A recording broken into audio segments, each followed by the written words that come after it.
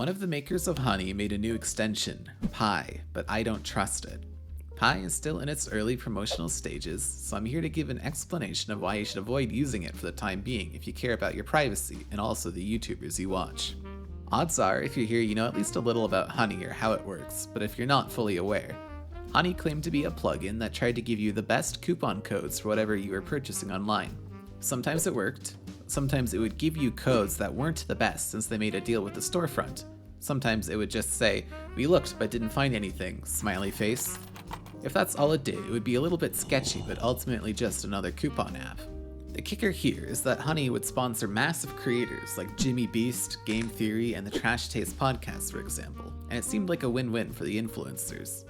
They get paid, their audience gets discount codes, Honey gets a kickback from the storefront for making sales. But Megalag blew open the fact that after using the Honey extension to find discounts, Honey would replace the special bit of the URL that sponsors use to know which creator to credit for bringing them the customer, called the referral code, with their own referral code.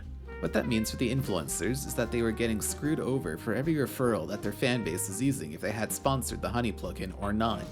I myself used it for a little while since I thought I was supporting some of my favorite creators. Whoops. Honey is currently facing a lawsuit alleging affiliate fraud, though they're denying any wrongdoing. Now that I know better, I see the exact same thing happening again with this new plugin called Pi. One of the YouTubers I like to watch was promoting it, which really frustrates me since they're the ones that are going to get screwed over the most by it, like with Honey. The premise is that it's an ad blocker that allows the users to view ads and earn a small kickback. Since Pi is the one showing the ad, I would bet the lion's share of the ad revenue is going to Pi. The creators likely see none of it since it's the same as a view with an ad blocker. Not only that, but to block ads, Pi needs access to, quote, read and change all the data on a website as well. I bet that's fairly standard for this type of application since it needs privileges to block ads and show you new ones. I don't think there's much to prevent Pi from stealing or selling your sensitive information. After doing some more digging, I found that Pi borrowed source code from ublock Origin as well as other competitors like Asgard. ublock Origin source code was made available under the GNU GPL version 3 license, which allows for the source code to be shared and used in other projects under certain license requirements.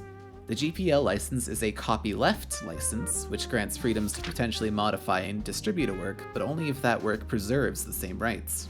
But Pi is closed source, and their terms of service also disallows users to duplicate, decompile, reverse engineer, disassemble, or decode the services, or any attempt to do the same. This completely goes against the license, which aims to allow users freedom to modify their software however they see fit. In 2017, a judge ruled that the GNU GPL license is enforceable, though there have been doubts over the years about if it will and can actually be enforced.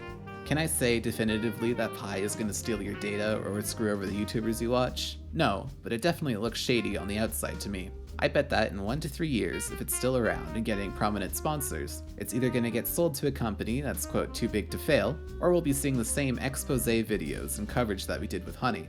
And remember that if a service is free, you are the product. Thanks for watching.